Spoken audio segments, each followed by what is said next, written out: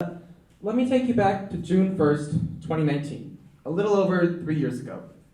10-year-old me is on the set of hit reality TV show MasterChef for the very first time.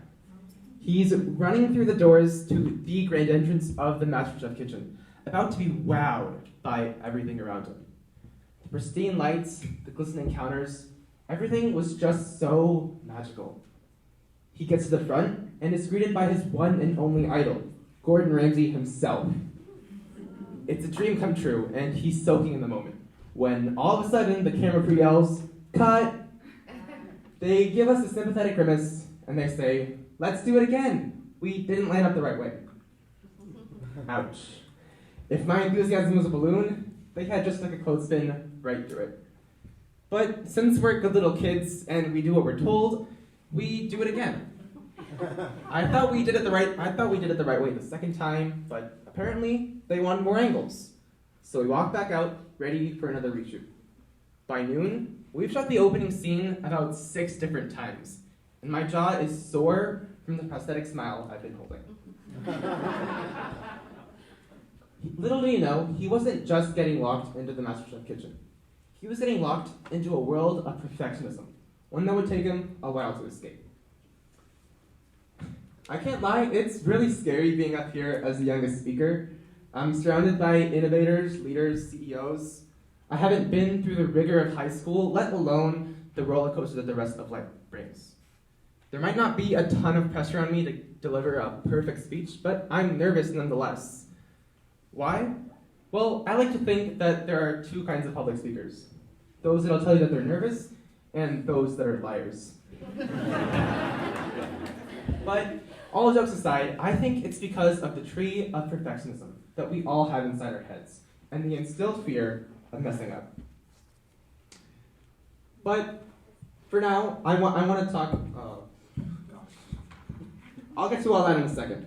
For now, let's jump back into that little story I started with. Remember that 10-year-old whose television journey had just started? Well, he's laying in the hotel bed, thinking over the day's events. Specifically, one word that stuck out to him: perfect. He could hear Gordon's voice ringing over and over again in his head. Perfect your flavors, perfect your plating, perfect everything. Just pretend that was in a British accent. But this only confused him. What was it supposed to mean? This convoluted word seemed to hold so much weight, and yet he just couldn't seem to figure it out. So, like any other curious 10-year-old, he did the logical thing. www.dictionary.com. When he pressed enter, what came up was excellent or complete beyond theoretical improvement. Now, remember those words, they'll come up later. So if being perfect was a tree, I had planted my seed with that definition.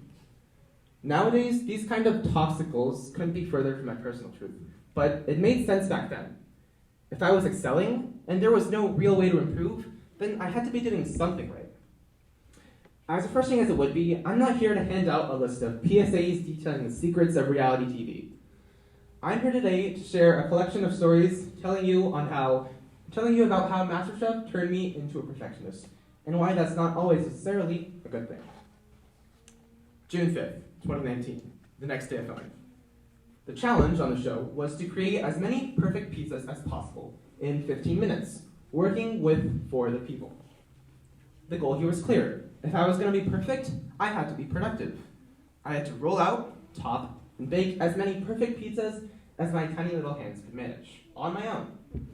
So my plan of the one-child pizza shop commences, but my teammates stop me. They insist that the best way to go about this would be to form an assembly line, with one person doing each thing. Now, all I'm doing is rolling out dough, and I'm disappointed. I don't feel perfect. I feel like I'm only doing a fraction of the work I was supposed to be doing. And yet, when the challenge ends, the judges revealed that our team won, and that our mature strategy had impressed them. On the other hand, the 2 other teams filled with overachievers had ended up messy and disorganized. I'm proud, but also confused. I thought I had to be everywhere at once, but apparently, just sticking to doing your part was good enough. And so my seed grows its first branch. This one suggesting that perfect results can be achieved while working with a team. Fast forward 2 weeks or so, and the original 16 competitors have been chiseled down to just 11. The challenge this time was to create a dish starring a mystery ingredient, which was one of the show's biggest trademarks. We were all flying solo this time, not working with others, so my branch on teamwork wasn't going to help. I thought a perfect dish here would mean a dish teeming with ambition, one that was beyond theoretical improvement. So I rushed to get as many things on the plate as possible, trying to impress the judges with my productivity. But in the end, my lack of time management gets to me, and my dish ends up sloppy, incomplete, and I totally let myself down. On the other hand, the winning dish was classic and elegant, a modest cake. The judges compliment the chef's simplicity and vision, recognizing that sometimes the most elementary things can be the most impressive when done right. I think it over, and it seems reasonable. Maybe being perfect didn't mean always having perfect ideas, but being able to execute your ideas perfectly. And so, 2 more branches grow onto my tree. Be wary of things that look good on paper, and manage your time well. A few more weeks pass, and we're down to the top 8. We're put into 2 groups of 4, each seem responsible for their own bake sale stand. The team captain of my team tells me to bake a notoriously difficult British high tea cookie, jam sandwiched in between 2 layers of shortbread. It sounded really good in my head, but I didn't know if I was going to be able to pull it off. Big red flag, according to my branches. Be wary of things that look good on paper. But at the end of the day, I put my doubts aside for the sake of the team, because my branches also told me that part of being perfect was being able to work with others. So I go to bake my cookies, but I end up burning them, and I get sent home because my dish fell short. However, I didn't crumble or succumb to the overwhelming feeling of failure. I just saw it as another growth opportunity. Sure, things didn't go my way, but there was no need to cry over spilled milk, or rather, burnt cookies. It was okay. I realized that my best work was never going to come from something that I didn't enjoy doing, and that sometimes it was okay to trust yourself. 2 more valuable life lessons, and 2 more superficially valuable branches onto my tree. So, if you wanted to learn how to be perfect, you can stop it. These branches are about as solid as they get. Work with others, manage your time well, trust your gut, stay in your lane, and be wary of things that look good on paper. But chances are, if you're a master procrastinator, you've heard it all before. Whether it's your boss, your coworker, or your parents, simply getting told get it done or do it right never does any good. But why? Why do our fingers just seem to freeze once we sit down to actually get some work done? Why, no matter how many times we retake the test, do we still end up failing? To find the answer, we need to get back to our story. After my amazing experience on MasterChef, and after the summer of 2019, I was slingshotted into the ever-changing world of middle school. Unsurprisingly, there were a few similarities between the kitchen and my new environment. The workload was a huge step up, managing your time was essential, and there were always opportunities to collaborate with others.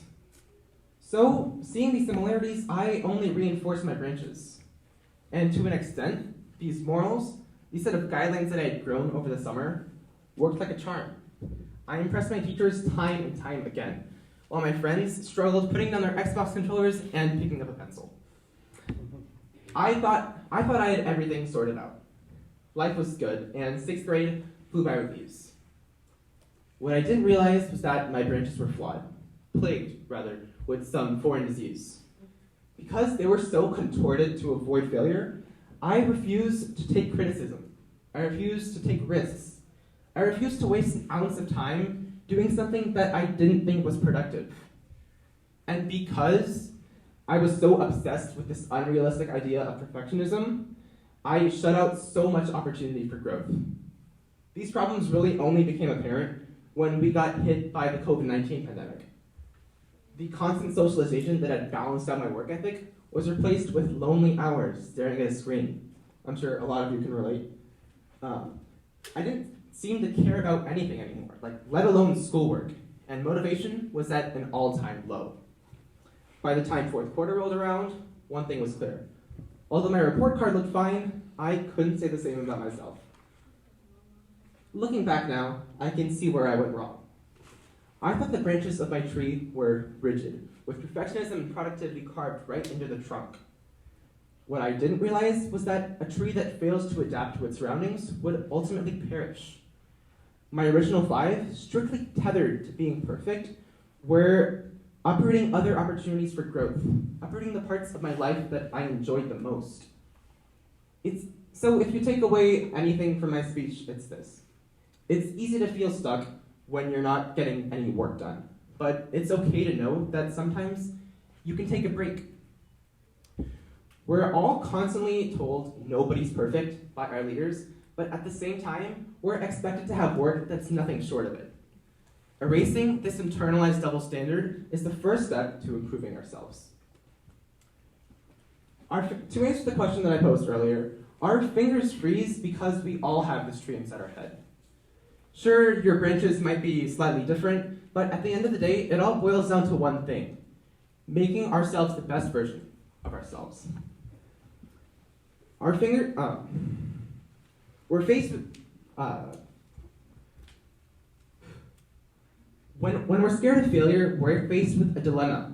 Either we go into something with a growth mindset, or we cling to our personal definition of what being perfect looks like.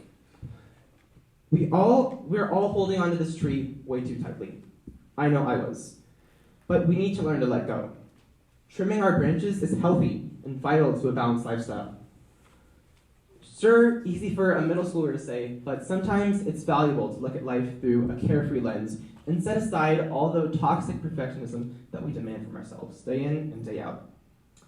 I'm going to leave you all here with 2 things: a tree pun and a quote from one of my favorite artists, Drake.